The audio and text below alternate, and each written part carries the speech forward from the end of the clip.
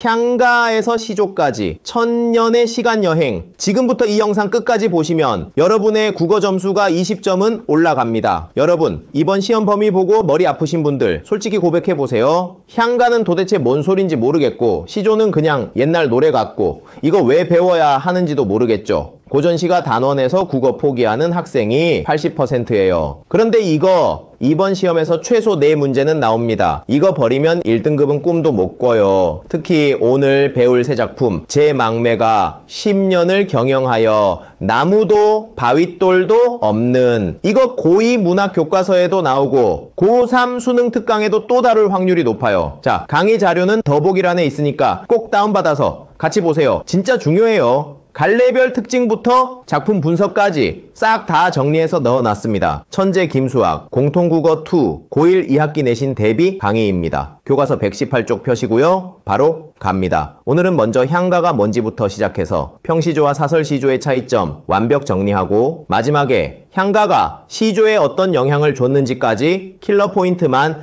콕콕 집어드릴게요. 자, 여러분, 갈래의 특징 이거 무조건 시험에 나옵니다. 여기는 그냥 좀 외워주세요. 첫 번째, 향가란 무엇인가? 향가는 신라시대에 우리말로 지은 노래예요. 그런데 한글이 없었으니까 어떻게 했냐? 향찰이라는 표기법을 사용했어요. 한자의 음과 뜻을 빌려서 우리말을 적은 거죠. 향가의 특징 이거 무조건 외우세요. 하나, 우리나라 최초의 정형 서정시. 둘, 사구체, 팔구체, 십구체로 구분. 셋, 주로 승려나 화랑 같은 귀족들이 창작. 넷, 불교적 세계관이 강하게 나타남. 다섯, 낙구에서 같은 감탄사로 시상전환. 이제 제 막매가 작품 분석 갑니다. 신라시대 월명사라는 스님이 죽은 누이를 그리워하며 쓴 노래예요. 제목부터 보세요. 제사 지낸다 죽은 누이에게 부르는 노래. 죽은 누이를 위한 제사 노래라는 뜻이죠. 이 작품은 19채 향가인데요. 기, 서, 결이 3단 구성이 중요합니다. 이거 시험에 무조건 나와요. 기, 부분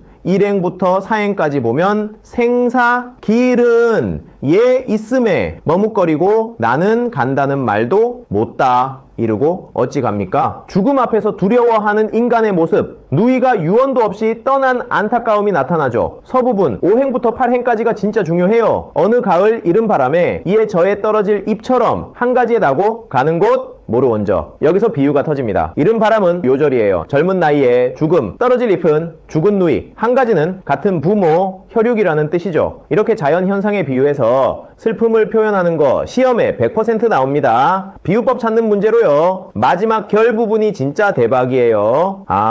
미타찰에서 만날 나 도닦아 기다리겠노라. 여기서 라는 감탄사, 이거 시험에 레알 잘 나옵니다. 19채 향가의 특징, 낙구죠. 시상을 전환하고 감정을 집약하는 기능이에요. 미타찰은 뭐냐? 극락이에요. 불교의 이상세계, 거기서 다시 만나자는 거죠. 슬픔을 종교적으로 극복하는 의지, 이게 제막매가의 핵심입니다. 누이가 죽었지만 내가 불교를 열심히 믿어서 미타찰에 가면 죽은 누이를 다시 만날 수 있으니까 지금 슬퍼할 이유가 없다. 슬픔을 극복해 버리는 겁니다. 두 번째, 교과서 120쪽. 평시조란 무엇인가? 평시조는 고려 말에서 조선시대에 발달한 우리나라 고유의 정형시예요. 평시조의 특징, 이것도 무조건 암기 하나, 3장, 6구, 사음보의 정형률, 둘, 초장, 3, 4조, 중장, 3, 4조, 종장, 3, 5, 4, 3의 음수율, 셋, 주로 사대부 계층이 창작, 넷, 자연친화, 충효 등 관념적 주제, 다섯, 절제되고 함축적인 표현, 10년을 경영하여 갑니다. 송순이라는 양반이 쓴 시조인데요. 자연 속에서 소박하게 살고 싶다는 내용이에요. 초장 보세요. 10년을 경영하여 초려 삼간 지어내니 10년 동안 계획해서 3칸짜리 초가집 지었대요. 궁궐도 아니고 초가집이에요. 이게 바로 안빈낙도 가난해도 즐겁게 사는 자세죠. 중장이 진짜 재밌어요. 나 한간, 달 한간에 청풍 한간 맡겨두고 방이 3개인데 하나는 내가 쓰고 나머지는 달과 맑은 바람에게 준대요.